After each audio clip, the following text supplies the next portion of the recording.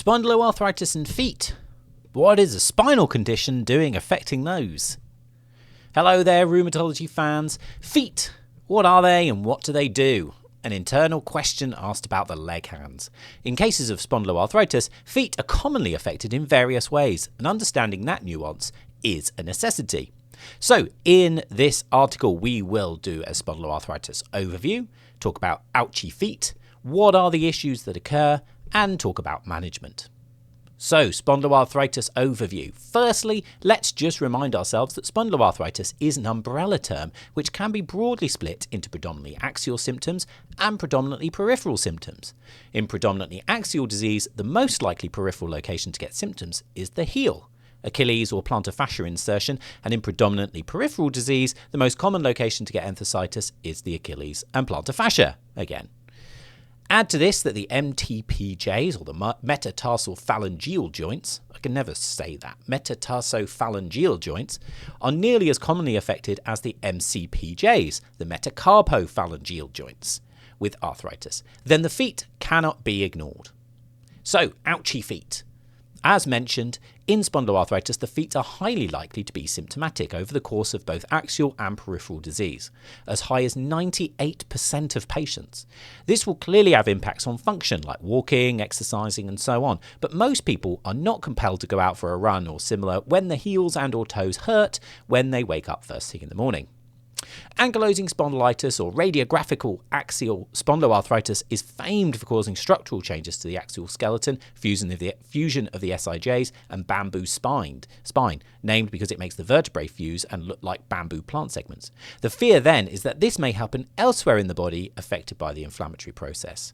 But one study that was published recently attempted to look at this but was flawed in a number of ways, and I don't really think adds anything to our knowledge base.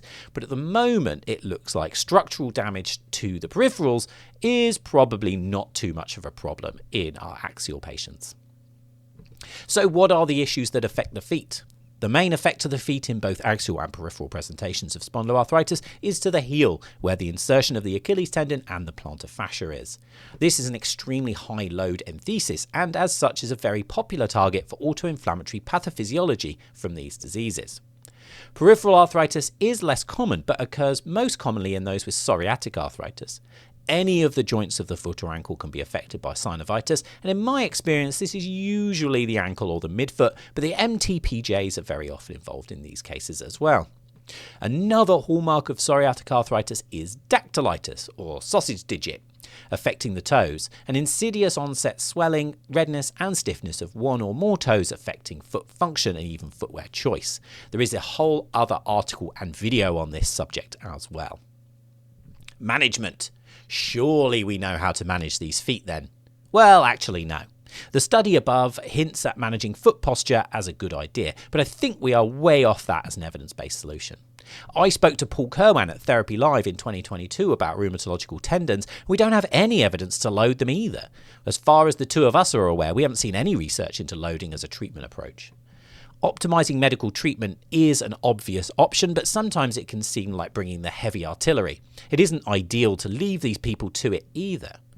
I have found the following things useful in different amounts depending on the individual. Offloading the heel using a wedge, cushion or insole, and I try to use these purely for aggravating activities rather than a blanket approach. Be careful to explain what they're for. Short-term offloading, they're not really a solution. Loading the Achilles and plantar fascia. I have had some success with isometrics, eccentrics, heavy and so on.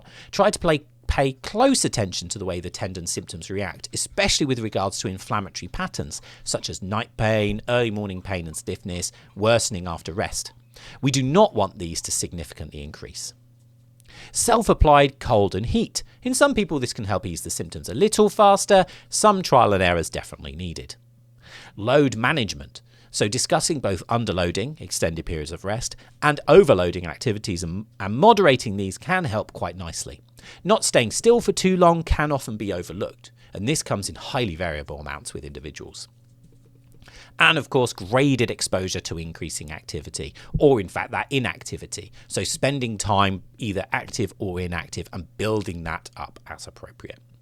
So thanks for listening and reading this article. Obviously, please go to Substack, rheumatologyphysio.substack.com to get all the articles. Or if you're watching on YouTube, then subscribe to the YouTube channel and you can get all of these videos and loads more.